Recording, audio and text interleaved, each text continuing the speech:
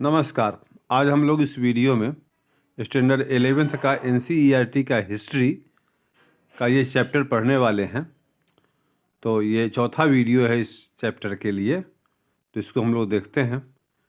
आपको जानकर खुशी होगी कि मेरे इस चैनल पे स्टैंडर्ड 6 से लेकर के स्टैंडर्ड 11th तो ये हो ही रहा है 11th, इसके बाद में स्टैंडर्ड 12th का, स्टैंडर्ड 6 से स्टैंडर्ड 12th तक NCERT का हिस्ट्री अपलोड किया जा रहा है।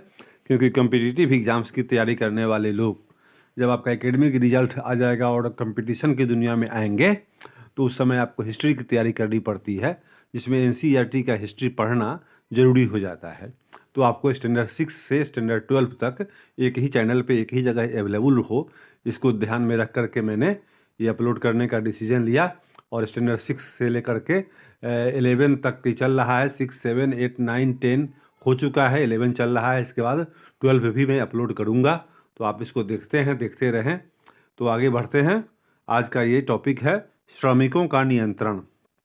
श्रमिक लेबरर, मजदूर, श्रमिकों पर नियंत्रण कैसे हुआ, इसकी बात करते हैं। बहुत सारी राजनीति में हम लोग सुनते हैं, राजनीति के लोग बतियाते हैं कि कैसे मजदूर हो गया, कैसे मजदूर कमज़ोर हो गया, उस पर किसका हुकूमत हो गया, मजदूरों की हालत ख़राब है। तो मजदूरों पर नियंत्रण, श्रमिकों पर नियंत्रण समाज में पहले पहल कहले कैसे हुआ, इसकी बात यहाँ पर होगी। तो भूमध्य सागर और निकटवर्ती पूर्व पश्चिमी एशिया दोनों ही क्षेत्रों में दास्ता की जड़ें बहुत गहरी थी। दास्ता मतलब गुलामी, स्लेव्स। और चौथी शताब्दी में ईसाई धर्म ने राज्य धर्म बनने के बाद भी इस गुलामी की प्रथा को कोई गंभीर चुनौती नहीं दी। इसका अर्थ यह नहीं है कि रोम की अर्थव्यवस्था में अधिकांश श्रम दासों द्वारा ही किया जाता था। तथापि यह बात गणतंत्रीय काल में इटली के मामले में सही हो सकती है, जहां ऑगस्टस के शासनकाल में इटली की कुल 75 लाख की आबादी में 30 लाख दास थे। किंतु समग्र साम्राज्य में ऐसी स्थिति नहीं थी। उन दिनों दासों को पूंजी निवेश की दृष्टि से देखा जाता था। कम से कम रोम के एक लेखक ने तो जमींदारों को ऐसे संदर्भों में उन गुलामों का इस्तेमाल न करने की सलाह दी जहां फसल की कटाई के लिए उनकी बहुत बड़ी संख्या में आवश्यकता हो, अथवा जहां स्वास्थ्य को मलेरिया जैसी बीमारियों से नुकसान पहुंच सकता हो। ऐसे विचार दासों के प्रति सहानुभूति पर नहीं, बल्कि हिसाब किताब पर आधारित थे। एक और जहां उच्च वर्ग के लोग दासों के प्रति प्रायः क्रूरतापूर्ण व्यवहार करते थे, वहीं दूसरी ओर साधारण लोग उनके प्रति कहीं अधिक सहानुभूति रखते थे। नीरो के शासनकाल में घटी एक प्रसिद्ध घटना के बारे में देखिए। एक इतिहासकार का क्या कहना है, वो यहाँ लिखा हुआ है आपको। जब पहली शताब्दी में शांति स्थापित होने के साथ लड़ाई झगड़े कम हो गए, तो दासों की आपूर्ति में कमी आने लगी और दास श्रम का प्रयोग करने वालों को दास प्रजनन, स्लेव ब्रीडिंग अथवा वेतन भोगी मजदूरों जैसे विकल्पों का सहारा लेना पड़ा। वेतन भोगी मजदूर सस्ते तो पड़ते ही थे, उन्हें आसानी से छोड़ा और रखा जा सकता था। वास्तव में रोम में सरकारी निर्माण कार्यों पर स्पष्ट रूप से मुक्त श्रमिकों का व्यापक प्रयोग किया जाता था, क्योंकि दास श्रम का बहुतायत प्रयोग बहुत महंगा पड़ता था। भाड़े के मजदूरों के विपरीत गुलाम श्रमिकों को वर्ष भर रखने के लिए भोजन देना पड़ता था और उनके अन्य खर्च भी उठाने पड़ते थे, जिससे इन गुलाम श्रमिकों को रखने की लागत बढ़ जाती थी। इसीलिए संभवतः बाद की अवधि में कृषि क्षेत्र में अधिक संख्या में गुलाम मजदूर नहीं रहे। कम से कम पूर्वी प्रदेशों में तो ऐसा ही हुआ। दूसरी ओर इन दासों और मुक्त व्यक्तियों, अर्थात ऐसे दास जिन्हें उनके मालिकों ने मुक्त कर दिया था, को व्यापार प्रबंधकों के रूप में रूप में व्यापक रूप से नियुक्त किया जाने लगा। यहाँ स्पष्टतः उनकी अधिक संख्या में आवश्यकता नहीं थी। मालिक अक्सर अपने गुलामों अथवा मुक्त हुए गुलामों को अपनी ओर से व्यापार चलाने के लिए पूंजी यहाँ तक कि पूरा का पूरा कारोबार सौंप देते थे। रोमन कृषि विषयक लेखकों ने श्रम प्रबंधन की ओर बहुत ध्यान दिया। दक्षिणी स्पेन से आए पहली शताब्दी के लेखक कोलुमेला ने सिफारिश की कि जमींदारों को अपनी ज़रूरत से दुगुनी संख्या में उपकरणों तथा औजारों का सुरक्षित भंडार रखना चाहिए ताकि उत्पादन लगातार होता रहे, क्योंकि दास संबंधी श्रम समय की हानि ऐसी मदों की लागत से अधिक बैठती है। नियोक्ताओं की यह आम धारणा थी कि निरीक्षण यानी देखभाल के बिना कभी भी कोई काम ठीक से नहीं करवाया जा सकता।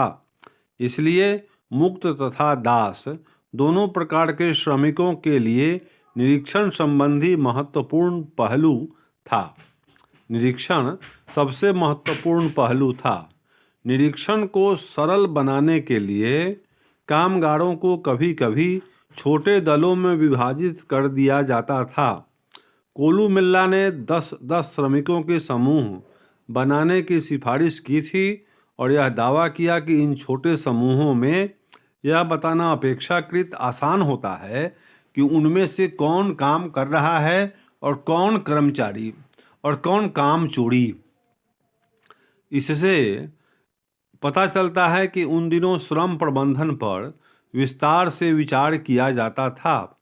वरिष्ठ प्लिनी, एक प्रसिद्ध प्रकृति विज्ञान के लेखक ने, वरिष्ठ प्लिनी नाम का एक प्रकृति विज्ञानी था, वे लेखक भी थे, तो उन्होंने दास समूहों के प्रयोग की यह कहकर निंदा की, यह उत्पादन आयोजित करने का सबसे खराब तरीका है, क्योंकि इस प्रकार अलग अलग समूह में काम करने वाले दासों को आम तौर पर पैरों में जंजीर डालकर एक साथ रखा जाता था।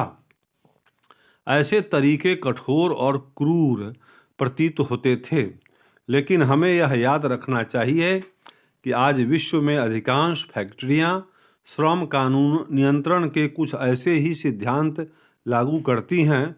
वास्तव में रोमन साम्राज्य में कुछ औद्योगिक प्रतिष्ठानों ने तो इससे भी अधिक कड़े नियंत्रण लागू कर रखे थे। वरिष्ठ प्लिनी ने सिकंदरिया की फ्रैंकिंसेंस यानी सुगंधित रॉल की फैक्ट्रियों के हालात का वर्णन किया है, जहां उनके अनुसार कितना ही बड़ा निरीक्षण रखो पर्याप्त प्रतीत नहीं होता था। कामगारों के एप्रोनों पर एक सील लगा दी जाती थी। एप्रोन मीन्स कपड़ा। उन्हें अपने सिर पर एक गहरी जाली वाला मास्क या नेट पहनना पड़ता है और उन्हें फैक्ट्री से बाहर जाने के लिए अपने सभी कपड़े उतारने पड़ते हैं। कृषि श्रमिक अवश्य ही थके थके से रहते होंगे और उन्हें नापसंद किया जाता होगा, क्योंकि 3री शताब्दी के एक राज्यादेश में मिस्र के किसानों द्वारा अपने गांव छोड़कर जाने का उल्लेख है, जिसमें यह कहा गया है कि वे इसलिए गांव छोड़कर जा रहे थे ताकि उन्हें खेती के काम में न लगाना पड़े। संभवतः यही बात अधिकांश फैक्ट्रियों और कारखानों पर लागू होती थी। 398 के एक कानून में यह कहा गया है कि कामगारों को दागा जाता था ताकि यदि वे भागने और छिपने का प्रयत्न करें तो उन्हें पहचाना जा सके। कोई निजी मालिक कामगारों के साथ ऋण संविदा के रूप में करार कर लेते थे ताकि वे यह दावा कर सकें कि उनके कर्मचारी उनके कर्जदार हैं, और इस प्रकार वे अपने कामगारों पर कड़ा नियंत्रण रखते थे। 2री शताब्दी की प्रारंभिक अवधि का एक लेखक हमें बताता है, हजारों श्रमिक गुलामी में काम करने के लिए आत्मसमर्पण करते हैं, हालांकि वे मुक्त हैं। दूसरे शब्दों में, बहुत से गरीब परिवारों ने तो जीवित रहने के लिए ही ऋणबद्धता स्वीकार कर ली थी। हाल ही में खोजे गए ऑगस्टीन के पत्रों में से एक पत्र में से हमें यह जानकारी मिलती है कि कभी कभी माता पिता अपने बच्चों को 25 वर्ष के लिए बेचकर बंधुआ मजदूर बना देते थे। ऑगस्टीन ने एक बार अपने एक वकील मित्र से पूछा कि पिता की मृत्यु हो जाने पर क्या इन बच्चों को आज़ाद किया जा सकता था। ग्रामीण ऋण ग्रस्तता और भी अधिक व्यापक थी। इस कर्जदारी का एक उदाहरण इस घटना से मिलता है कि 66 ईस्वी के जबरदस्त यहूदी विद्रोह में क्रांतिकारियों ने जनता का समर्थन प्राप्त करने के लिए साहूकारों के ऋण पत्र नष्ट कर डाले।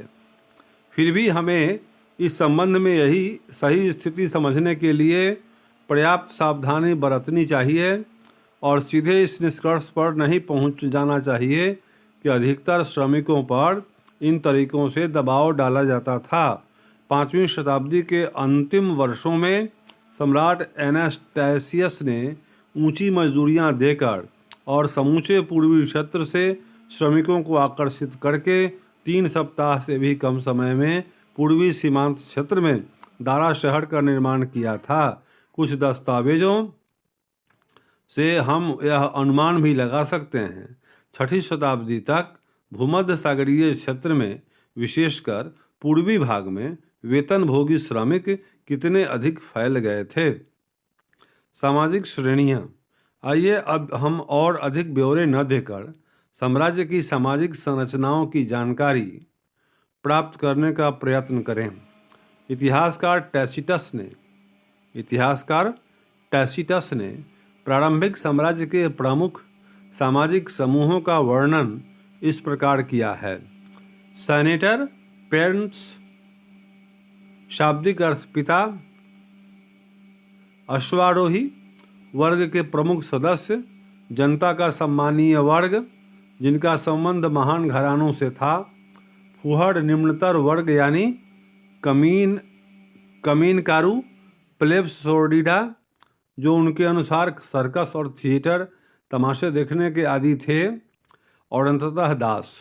3री शताब्दी के प्रारंभिक वर्षों में सेनेट की सदस्य संख्या लगभग 1000 थी और कुल सेनेटरों में लगभग आधे सेनेटर अभी भी इतालवी परिवारों के थे। साम्राज्य के परवर्ती काल में जो 4ठी शताब्दी के प्रारंभिक भाग में कॉन्स्टेंटाइन प्रथम के शासनकाल से आरंभ हुआ, टैसिटस द्वारा उल्लिखित पहले 2 समूहों सेनेटर और नाइट या अश्वारोही एकीकृत होकर एक विस्तृत अभिजात वर्ग एरिस्टोक्रेसी बन चुके थे। इनके कुल परिवारों में से कम आधे परिवार अफ्रीकी अथवा पूर्वी मूल के थे। यह परवर्ती रोमन अभिजात वर्ग अत्यधिक धनवान था, किंतु कई तरीकों से यह विशुद्ध सैनिक संभ्रांत वर्ग से कम शक्तिशाली था, जिनकी पृष्ठभूमि अधिकतर अभिजात वर्गीय नहीं थी। मध्यम वर्गों में अब नौकरशाही और सेना की सेवा से जुड़े आम लोग शामिल थे, किंतु इसमें अपेक्षाकृत अधिक समृद्ध सौदागर और किसान भी शामिल थे, जिनमें बहुत से लोग पूर्वी प्रांतों के निवासी थे। टैसिटस ने इस सम्मानीय मध्यम वर्ग का महान सीनेट गृहों के आश्रितों के रूप में वर्णन किया है। मुख्य रूप से सरकारी सेवा और राज्य पर निर्भरता ही इन मध्यम वर्गीय परिवारों का भरण पोषण करती थी। उनसे नीचे भारी संख्या में निम्नतर वर्गों का एक विशाल समूह था, जिन्हें सामूहिक रूप से ह्यूमिलियोडिसिस यानी निम्नतर वर्ग कहा जाता था। इनमें ग्रामीण श्रमिक शामिल थे, जिनमें बहुत से लोग अस्थायी रूप से बड़ी जागीर में नियोजित थे। औद्योगिक और खनन प्रतिष्ठानों के कामगार, प्रवासी कामगार जो अनाज तथा जैतून की फसल कटाई और निर्माण उद्योग के लिए अधिकांश श्रम की पूर्ति करते थे। स्वनियोजित शिल्पकार जो ऐसा बताया जाता था कि मजदूरी पाने वाले श्रमिकों की तुलना में बेहतर खाते पीते थे। बहुत बड़ी संख्या में कभी कभी काम करने वाले श्रमिक, विशेषकर बड़े शहरों में, और वस्तुतः हजारों गुलाम जो विशेष रूप से पूरे पश्चिमी साम्राज्य में पाए जाते थे। 5वीं शताब्दी के प्रारंभिक काल के एक इतिहासकार ओलिम्पियोडोरस ने, जो एक राजदूत भी था, लिखा है कि रोम नगर में रहने वाले कुलीन परिवारों को उनकी संपदाओं से वार्षिक आय 4000 पाउंड सोने के बराबर होती थी। इसमें वह उपज शामिल नहीं थी जिसका उपभोग वे सीधे कर लेते थे। परवर्ती साम्राज्य में प्रथम 3 शताब्दियों से प्रचलित चांदी आधारित मौद्रिक प्रणाली समाप्त हो गई, क्योंकि स्पेन को खानों से चांदी मिलनी बंद हो गई थी और सरकार के पास चांदी की मुद्रा के प्रचलन के लिए पर्याप्त चांदी नहीं रह गई थी।